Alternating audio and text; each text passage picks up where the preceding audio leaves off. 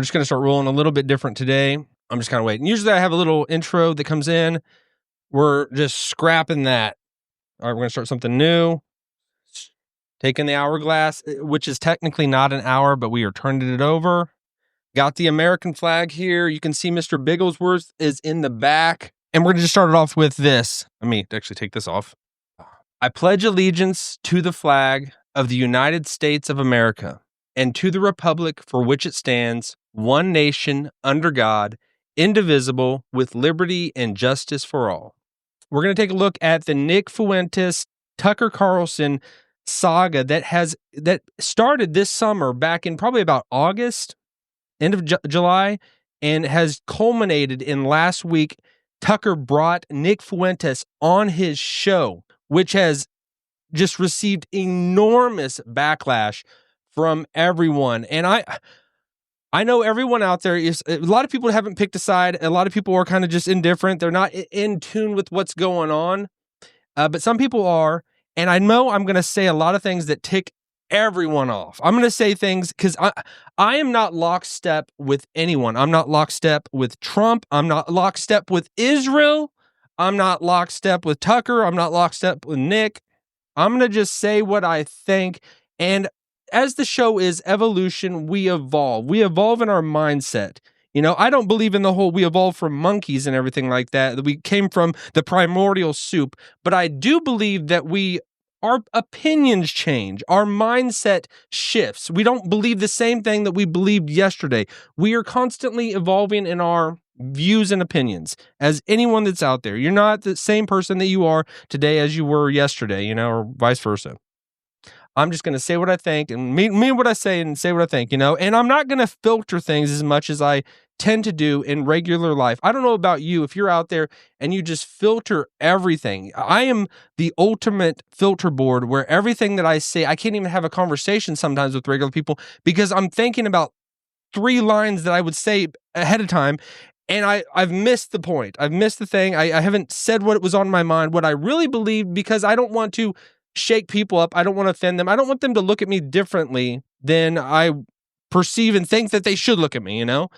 And everybody's different. Everybody is growing in their whole structure. That is in this world right now, where you're at right now, you're there for a reason. You're there for a reason, and you're trying to just figure out, because I know I've been offline probably for about over a month now, and not much has happened, right? I mean, nothing's really been happening, right, in this world.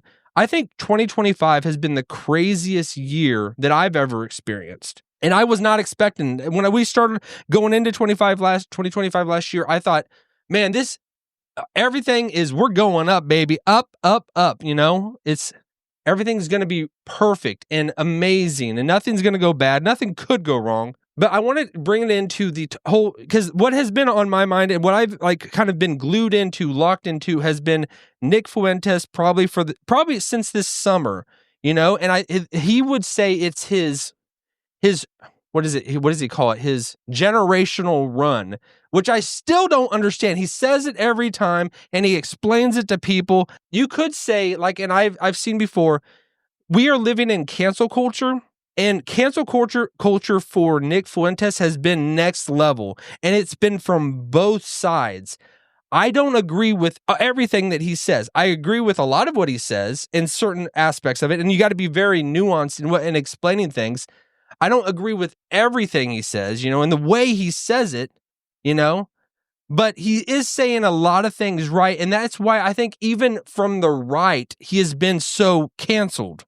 And his cancellation has come primarily from the right side of the political structure. That's where it's come from. It hasn't come from the right used the left to remove Nick. And he was off the map for the last probably 4 or 5 years. And he's very young himself, but now he's being unleashed onto the public.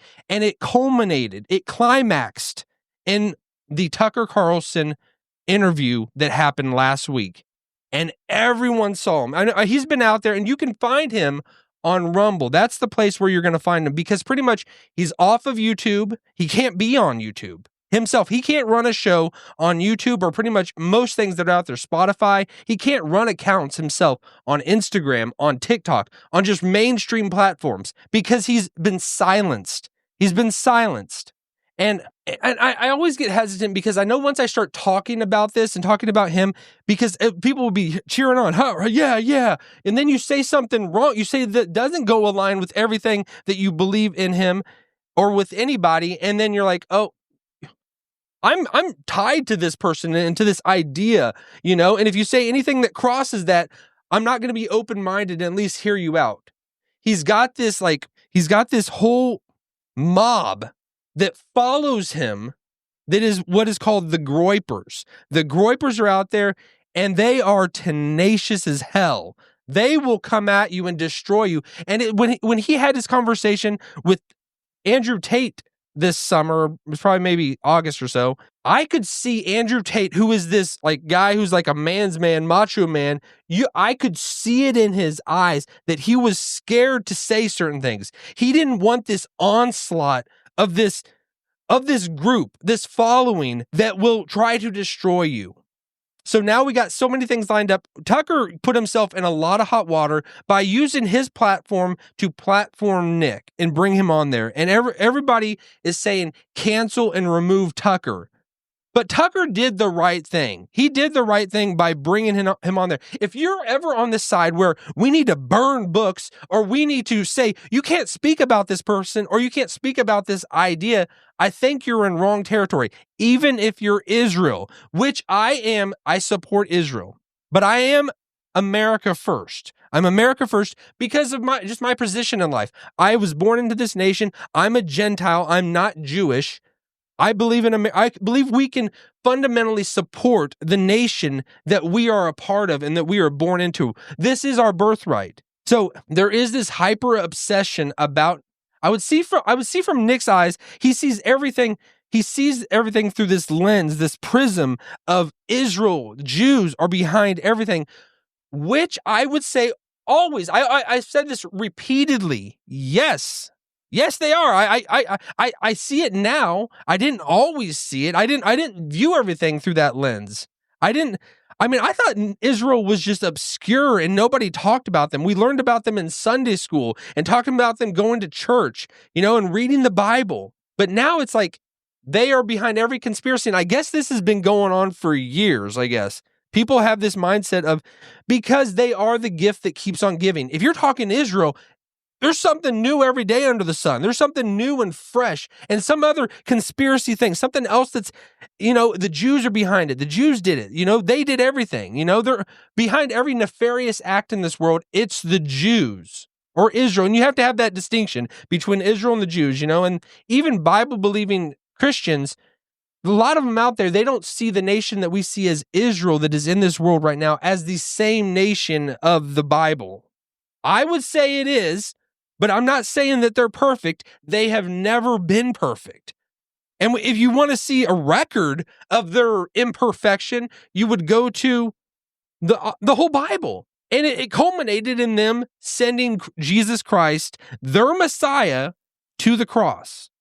But every prophet, every person of God was just excoriated and brutally beaten and just talked about evilly from pretty much Moses until Jesus, and you could say even today, if you're representing Jesus, people within Israel, they have not accepted him. They have not embraced him.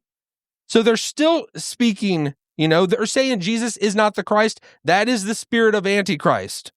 But it does not change their position, they're still there, But I wanted to primarily talk about with Tucker Carlson and where do we go from here? Where does Tucker go from here? I don't think he's too worried about it. And in this culture, if you are a person that has tried to be canceled, if people want to cancel you, you're in good territory and you're probably going to blow up and become a household name eventually, and the perfect example of that is Nick Fuentes. Canceling people only adds eventually fuel to their fire. They could crumble, and give up, and just go into the, never come out of the wilderness and never come out and tell people what they really believe. And and just kind of just melt and go into obscurity, or they could rise. It could be something that just causes them to rise. And I don't think Tucker's going to have any problem. He's not a person that worries about people's opinions. And I think you have to not worry about people's opinions and thoughts and anything that they're saying about you to survive. But it's coming from both sides. We're going to switch it up a little bit. We're going to look at, I'm just going to kind of bounce around, this is, even you can see, I'm going to scan down here a little bit. It's coming from, it's an equal opportunity destroying effect. He is being like very prominent people. You could say Charlie Kirk till his last day on this earth, he was not in favor of Nick Fuentes. He never was. And that's why I was actually very startled and like the best. I wanted to see the debate. Everyone wanted to see the debate. Or maybe it doesn't have to. I think we're growing. We're putting up our big boy pants. We don't need to have debate over everything. We can just talk things out. I think debates themselves, it's fun to say that word because you want to see one person's view, a clash with somebody else's, but just a conversation and talking to them, it surprised me that all those years, and I think eventually Charlie Kirk would have had a conversation with Nick Fuentes. He would have, if his life wasn't tragically ended far too soon. But him dying has now almost made the opportunity for Nick to rise. And I think, I just saw Brandon Tatum the other day. He tweeted out at Nick, they're going back and forth, everything.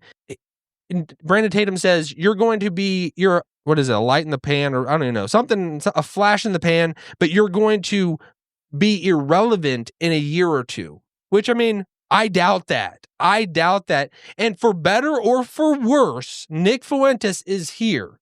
There are so many things. And I'm going to say what I think. Him having this attack of the Jews or the attack of Israel and everything about that, I don't think that ends well. It might be a flash in the pan for so many years, but overall, the tides of history and just everything about Israel, they come out on top. And it's because they have that unique position as God's people. They are in rejection of Jesus, but they're still his people. They have a unique covenant relationship with God. And that's why you could say, there's been flashes of, I just think of people throughout history. Hitler tried to destroy the Jews. I guess that's becoming debatable to certain people. In the Holocaust, and being like a Holocaust denial is now becoming normal. And I honestly, I probably just learned what we learned in school and watched what we've seen in movies, but there's Holocausts that are happening all the time. Christians, just every type of people group across the world, and Jews are no different. They experienced something that was vitriol, and there is a difference between people. That's why I'm going to say this Haman, I think it's his name, Haman, from the book of Esther, that the spirit that just does not, that if you start seeing Jews as evil because they're Jews, you've went too far. I think we can question Israel and our relationship as the United States of America with Israel without going to, we need to destroy the Jews. And I think that's where you have to be very nuanced with, which Nick, I think he is. But people know him by clips. They see clips of him saying the craziest, sometimes it seems evil. And I think that Tucker bringing him on just kind of opened him up to the onslaught of what Nick Fuentes has experienced for the last 6 years. There's so much that we could talk about this and so much we could get into, but I just wanted to start afresh with this, and we're gonna change this up a little bit, the way that I do this every day. But my name is Brandon Fogal. This is Evolution.